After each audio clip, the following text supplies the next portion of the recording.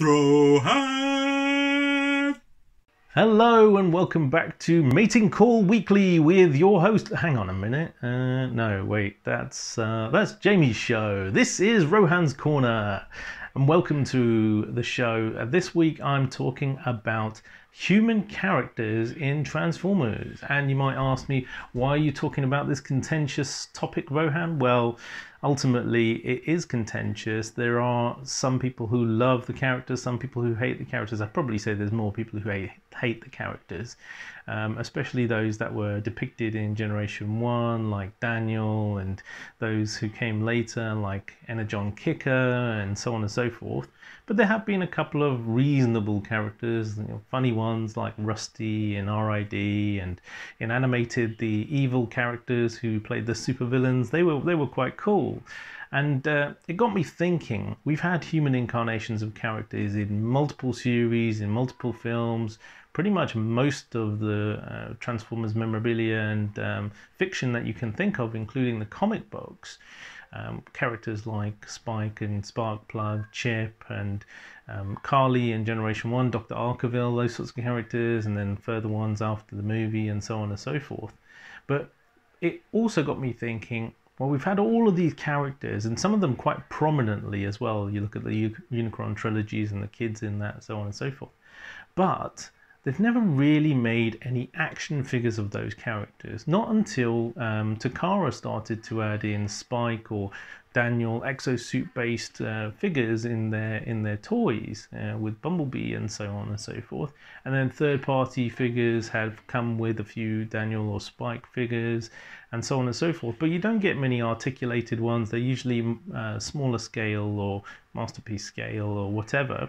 But I'm starting to think, now that we're starting to get closer to completing the original toys, updated versions anyway, would it be cool to have some of those humanoid or alien characters that were in episodes from Generation 1 or, in other series as well, like I mentioned with animated and with the Unicron trilogies, to start to make playsets and dioramas for us all, so that we can have a more varied collection. And I wonder how many people would actually enjoy this idea. Let us know if you think it's a good idea. I think that third parties should be picking up on this, because for a couple of reasons. One, they're a lot easier to manufacture and engineer than Transformers toys themselves, and so therefore a much lower cost point. And they could actually be thrown in with other toys. Look at the Studio Series 86 line, which comes with some of those really crappy Spike and Daniel figures, and Wheelie, who have missed kind of shapen bodies because they're stuck in a pose.